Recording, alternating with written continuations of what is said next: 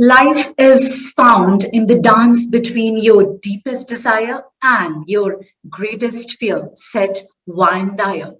Well, what brings you here today, ladies and gentlemen, is perhaps a little part of your deepest desire. Well, your desire to perform. Perform come what may. Well, the pandemic induced a sense of, I would say, an economic despondency, but the desire in you to be intrinsically more resilient continues to really dance its way. A hearty welcome to all of you at Amazon Internet Services Presence, the Economic Times Global Digital League 2.0, co-powered by Kindle. Well, with five tracks, namely manufacturing, healthcare and pharma, BFSI, Global Capability Center, and of course, the unicorns of India. It's going to be 11 hours of content, 100 plus thought leaders who have virtually flown the skies to join us for this knowledge extravaganza. We, ladies and gentlemen, we are sure together we're up to discuss the theme in focus, gearing up for unmatched performance that we, you and I care about. I am Shikha Singh, your host, and you are at the manufacturing track. And while you brace yourselves for any future shocks, say by adopting new technologies, responding to the changing customer behavior, or for that matter, expanding to the market segments, we are here to bring forth actionable dialogues at hashtag ETGDL. Well, ladies and gentlemen, with your keen participation, this summit, may I say, has been nation's first digital league, kicking off last year under the theme of Racing for an Unbeatable Future, with the idea of helping all you participating organizations galvanize and prepare for the future. And this year too, the forward sort of really continues, right? So good momentum right there as we kick off. Well, the second edition of the Digital League will look to offer unparalleled insights, innovative solutions across major industry segments for all your participating organizations yet again. So let's take a deep dive into the future of an unbridled performance. Well, unlocking India's true potential, the usage of digital and particularly Industry 4.0 led solutions is something that's gathering pace in the manufacturing sector, particularly if you talk about. And if there was a golden opportunity for the Indian manufacturing to capitalize its true potential as a manufacturing powerhouse, I would say that the time is now. And in fact, you know what, delegates, according to a Kearney report, though India can be summed up as very much the ninth largest manufacturing nation globally, with a kitty of say $2.3 trillion under its belt right there, it only contributes to 16% of the GDP, much lower than its Asian neighbors. So that sort of gets us thinking, right? And to add to that, on the other hand, India has a concoction of all the ingredients to be a successful manufacturing nation. Say a large, young talent pool, yet wages that are still low compared to the developed economies, along with a market that offers over a billion buyers. Well, with the vision of infusing more technology and becoming self-reliant, self-dependent, our Honorable Prime Minister Shri Narendra Modi also launched the Make in India program to place India right there on the world map and as a manufacturing hub. And also giving that global recognition to the Indian economy. Well, the government aims to create 100 million new jobs for the sector by the year 2022. So let's learn from our experts. Why are the keynotes? Why are the panel discussions? The standalone sessions, as I can see in the agenda right there today, as to how far or how near we are to the same. But before that, allow me to share that this experiential setup is curated in mind, keeping keeping in mind that you all feel really engaged as you got beautifully teleported here. I'm sure you clicked the auditorium icon. That's where the live summit is very much happening. So you may choose a track you would wish to be a part of, knowing that there are, of course, 5 actionable tracks. And yes, there's a speaker lounge, which will have profiles of all the speakers. There is an experience zone, well, the partner booths right there that will showcase partners' innovative solutions, but not limited to just that. Explore the partner videos, the brochures, and of course, you can book an appointment with the booth representatives as well, who are absolutely stationed right on their toes. And the UI buttons, if you look at the bottom of your screen, can take you to the networking lounge. So we've kept it very easy that way. Well, the networking lounge, may I say, is a wholesome experience in itself. At the open networking, you can connect with like-minded folks, giving yourself a feel-good factor of being cohesive. Well, the interesting concept of networking table allows you to participate in group chats across the selected table. The personal meeting rooms, of course, is a virtual space for one-on-one discussions. You can exchange virtual business cards. Of course, like always, we will request you to fill in the feedback form so that we are cognizant of and about your opinions. Well, the digital certificates is something that you can download as well. The resource center in the briefcase contains all documents and PDFs, etc. useful. The live chat feature, as you can see, please make good use of it. Share your comments. Feel free to converse with our discussants by asking the questions live as they talk to you all. Well, you're also entitled to take a break sometime by hanging around at the social wall, the photo booth. Of course, there's a car rush game signature wall. I will talk about that more in detail, but for now, feel free to use it as for sharing your experiences, the highlights of your learnings on social media with respect to the summit. That's something that we would appreciate. So show some love using the hashtag ETGDL. Engage with all these elements because everything leads you to ramp up your leaderboard scores. So let's make it happening on that front with all those gifts and prizes that are in store for you. For details, of course, you can check the TNC directly on the platform, as I can see myself. All right, so with that, it's time, before we set the ball rolling, let me choose this juncture to say a big thank you to our much valued partners who have supported us for this summit. Thank you to our presenting partner, Amazon Internet Services. Well, the summit is co-powered by Kyndryl, our innovation partner being Dell Technologies, our platinum partners, NetApp and Redington, gold partners, Commvault, Juniper Networks, Exclusive Networks, Fiserv, Checkpoint Software Technologies, and of course our associate partners, Polydatamatics and Jabra. Our supporting association, thank you very much to the Commodity Participants Association of India, that is CPAI, the Cyber Society of India, and of course National Accreditation Board for Hospitals, that is NABH. Well, to commence with, ladies and gentlemen, we'll talk about making India an attractive manufacturing country. Well, who's going to open the house? You will know that just in a bit. Keep looking at your screens, please.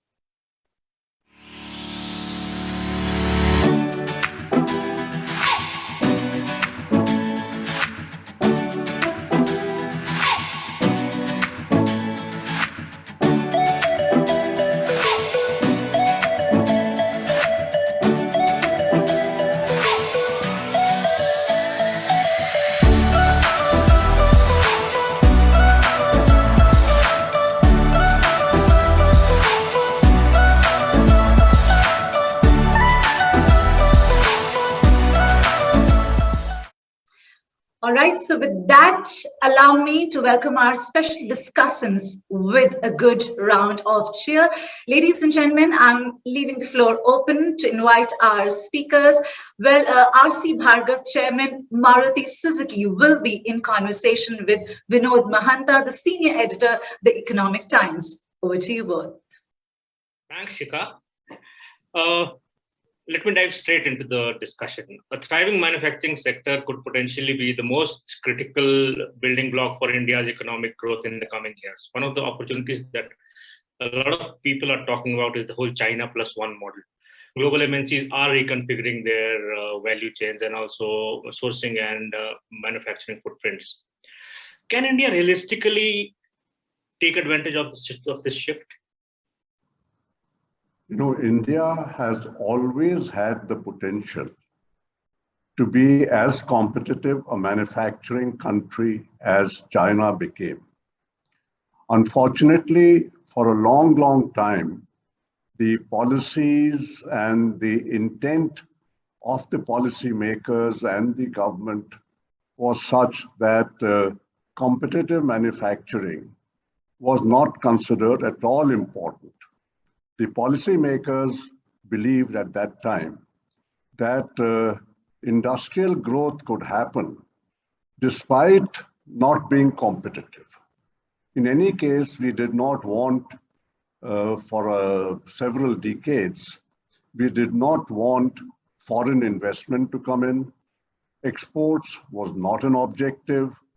And the socialism which we thought we were ushering in was intended to make manufacturing as costly as possible, private sector manufacturing. We went for public sector investments in industry.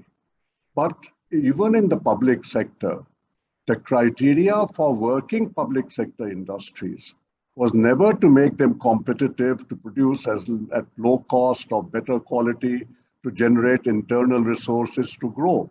So we have missed this opportunity for over 65 years. The first time that Mr. Modi decided that we should really concentrate on making our manufacturing competitive was when he started the Ease of Manufacturing program. Since 2014, we have moved a substantial distance towards making ourselves competitive. But unfortunately, there's much more to be do. And being only partially competitive doesn't work. You have to become fully competitive if people are going to come in. So, yes, we have the potential, we can do it, but investments which are getting out of China or where people are looking at alternatives to China will not automatically come to India. They will not come to India just because we are a big country, we have a lot of skilled people, we have a lot of resources, we are very good at technology and information systems and such things. It will not come unless we can make manufacturing really competitive in this country. This government has taken a lot of steps, as you rightly said, and they're really pushing the whole Make in India agenda. But it's still, there are some missing links in that, and we need to do much more to make India really competitive, especially when there are competing geographies like Vietnam and Indonesia. What do you think are the missing links? What people, and by people I mean policymakers, I mean the entire political establishment of the country. Because one of the requirements for making India competitive in manufacturing is that the political establishment in India, and I mean all political parties, not just the current ruling political party, have to accept the fact that private sector manufacturing is really what is going to deliver the results which we are looking for, which we've always been looking for, incidentally. Even in 1950, the objective was to industrialize India. Yeah. But we chose the wrong method of going there. And the first, all political parties have to have a consensus on this. Today, yes, Mr. Modi and his government is very keen on taking a lot of steps to move towards that end. But at every step, there are so many regional and state governments which come and say that we are doing this wrong, we are selling the family silver, we are doing something else which is wrong, it's a suit boot ki sarkar or whatever. And the result is that everything gets delayed and progressive slowly, and we don't move forward. What we have to understand is that manufacturing will grow in India if 2 or 3 fundamental objectives are understood. Firstly, I think we have to understand what competitiveness means. I don't think even that is fully understood. And I would say that forget all the other aspects of competitiveness, but to manufacture competitively, the costs of manufacturing in India must be at least equal to, if not lower than, the costs of manufacturing in other alternative countries. Number two, the quality of what is manufactured here. And quality means adherence to the customer specifications without deviation. It does not mean gold plating everything, but it does mean that the customer gives you certain specifications for the product. You must adhere to those specifications 100% of the time. That's the second thing which you must do. Thirdly, the investments in the country must yield to the investor returns in terms of after-tax profit, which are comparable to the profits which he can make by investing elsewhere or in some other activity. If I can make more money by putting my resources into, let's say, IT, why would I invest in manufacturing? So manufacturing must yield me a return. Thirdly, the investments in manufacturing must be, they are long-term investments. Long-term investment means that what I'm talking about, profits and safety of my investment, must be assured for the long term, which means stability of operating conditions, stability of the tax regime, stability of policies. All three must be there. And policy makers, Vinod, have to understand that if when you make policies for industry, they cannot be made in a manner where they are heavily loaded in favor of one party. You have to create policy frameworks which ensure win-win for all the stakeholders. Sure. You know, any agreement, any contract flourishes in the long term only if both parties have a win-win situation. True. Otherwise, if one party is not getting the kind of benefits which he should or expects to get reasonably, he will find a way of reneging from that contract. That's the requirement which we need.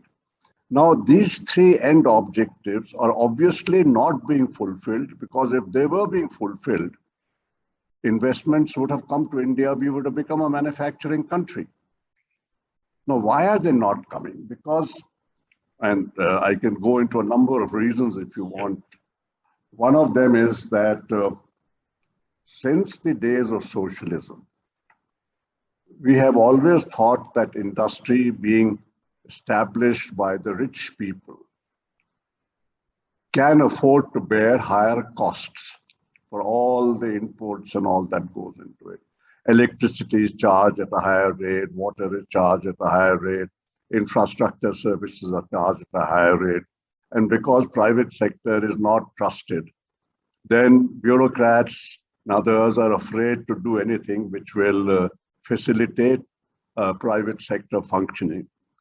And the attitude becomes one of safeguarding yourself from any allegations of benefiting a private person. Because a private person should not be benefited. If it's a state undertaking, benefiting it is all right, even if that undertaking doesn't yield results. But you should not benefit a private person. So huge delays take place. People do not take decisions. They push the file from one end to the other end. And all of this adds to cost. And we become a high-cost country. Secondly, that we need to look at all our other policies relating to compliances and regulations and standards. Of course, we should ensure that the environment is fully safeguarded, that safety of people and the areas where you're working is protected. Sure. But then we have to also see that the manufacturing remains competitive. Because if you keep putting regulations which make manufacturing non-competitive, then okay, you'll have a very clean India, but then there'll be people without jobs and without income.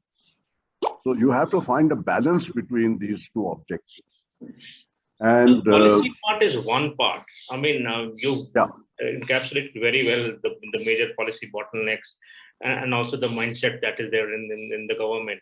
But I believe even the industry has some part to play in it. I mean, what do Indian manufacturing companies need to do I was, to achieve new levels of competitiveness and scale? in fact, Vinod, I was coming to that because I think the role of industry is far bigger than the role of government to become a competitive nation. Let me give you an example. Most manufacturing industry buy inputs from other industries. It's not that if I'm making a car, I make the steel and I make the aluminum and I mine the precious metals and I make all the components. I don't do that. I buy most of my inputs from outside, correct? Now, do all the companies who are operating these industries which make the inputs for a manufacturer understand that they have a big role to play in my competitive manufacturing? For example, most manufacturers carry quite a bit of inventory in their factories. Yeah. Inventory means you have to have a warehouse, storage, safety arrangements, watch and ward, issue systems, all kinds of, which all adds to cost. If on the other hand, the supplier of inputs to me said, look, I have to be totally reliable to my commitments to my buyer, and I will supply the materials every day according to the daily requirements of my customer. Just-in-time system which the Japanese have. If materials keep coming to me just in time, I don't have to have any inventory at all. I save a huge amount of money in what goes in terms of inventory holding costs because the interest rates are also high, storage issue, pilferage, safety, and all of that. Then in most cases, and we've seen this ourselves, the supplier says, I've provided you with 100 items of X product. Sure. But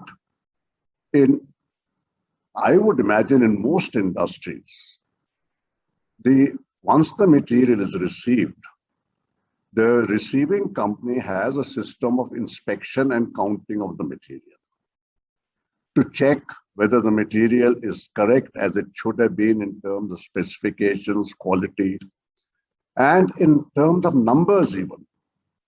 You have to count, and often you find that when the box says 100, it has actually 95. So that's again a huge cost which can be avoided if there is greater reliability of the supplier. You take infrastructure working. If everything worked on time, I would not have to provide cushions for everything which I do. If I have a meeting somewhere at 10 o'clock, I can time my travel provided I know that the plane or the train is going to take exactly so much time and reach in time. I'm again referring to what happens in Japan. Sure. The situation there is that nobody wastes any time in providing cushions for delays. That's a huge saving in cost because time is money. I think in India, we have never understood that time is money, but time is probably one of the most costliest inputs which go into the cost of manufacturing. And if you can save time, you save that. So if all the manufacturers in India who provide inputs for other manufacturers all realize that their responsibility is to do their jobs exactly right, just in time, and not have shortfalls, whether in manufacturing, in infrastructure, in transport, anywhere, and do things correctly and reliably, we'll be able to cut down a lot in our costs. The productivity levels. Sure. In India, we have never managed productivity levels because all the time the workforce is considered to be, let's say, on the other side of the fence. It's not part of the system of manufacturing, but actually the workers in a manufacturing unit they may be around 70% of the workforce. Sure. Now, if you really think, does it make logic to ignore these 70% in helping to improve the productivity of your company? We believe that improvements in productivity will come from engineers who are really highly qualified. They come from IITs, they come from excellent engineering colleges, and they will make all the improvements. It doesn't happen.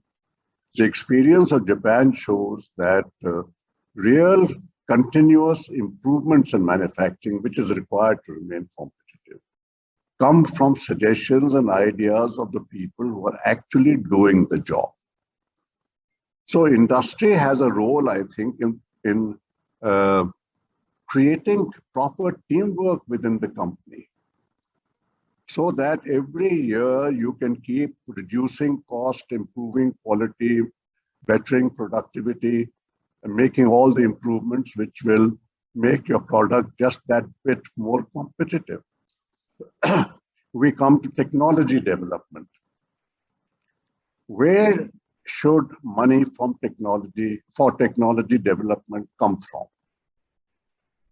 You can't borrow money for investing in research and development activities, because there is always a risk in research and development of success not being what you think it should be or what you want it to be. The gestation period for R&D activities is quite long. Again, borrowed money would make it very, very costly. You have to have internal resources. But if you look at the bulk of manufacturing in industry in India, and a lot of that is medium and small scale industry, none of them have ever generated internal resources within the company. Because the system has been that the entrepreneur who's running the small scale industry spends all the money which the company generates on his personal expenses and goes from year to year. He doesn't think that generating money within the company is important.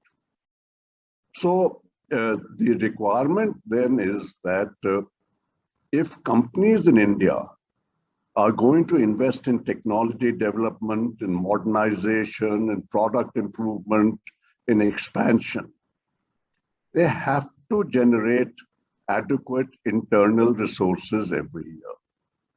Managements have to look for ways of reducing expenses, including expenses on management and management salaries, because that money will then all remain within the company and can be used for the benefit of the company. But it requires a realization that it's not enough to run a company for the purpose of providing your family and yourself with a decent or even a luxurious living style. If you are running a company, your object must be to grow and grow and grow the company all the time, because that is the way you will build India and Indian economic strength. If you remain small and don't grow and don't improve technology, how does India grow? Very true. It cannot.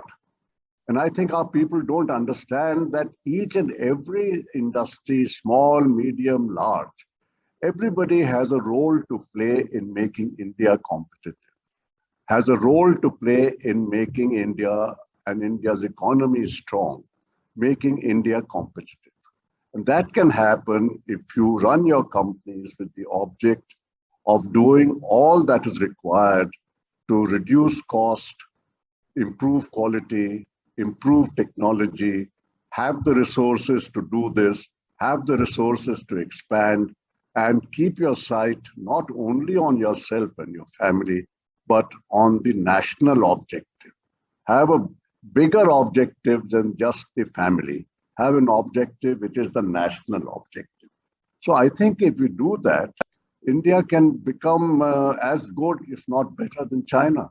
And fortunately, the present government is pushing us in that direction. But it can't be done only with the central government. The state governments, the political parties, the industrialists, the investors, everybody has to fall in line. I think we need more coordinated action from both the government and industry to make India more competitive. Yeah. Thank you so much for spending time out. It was a busy schedule. It was a pleasure talking to you. Thanks so much. Thank you very much, Vinod. Thanks a lot. Thank you very much, Mr. Bhargav and Vinod, for the opening chat. And clearly, as you talked, we sort of realized how manufacturing units have been feeling that pinch of commodity price changes, the competition, so as to say. But to overcome these challenges, one needs to be flexible, agile, and adaptive. And on that note, of course, the chat did give us some insights on declaiming from, say, the old ways of planning and executing actually the newer, novel ways. Well, right here, I would like to remind all my dearest audience members once again to please visit the partner booths at the Experience Zone whenever they can have a chance to. Of course, to also claim their chance of winning exciting gift vouchers right there. Well, we'll be back with the opening keynote address. Stay tuned.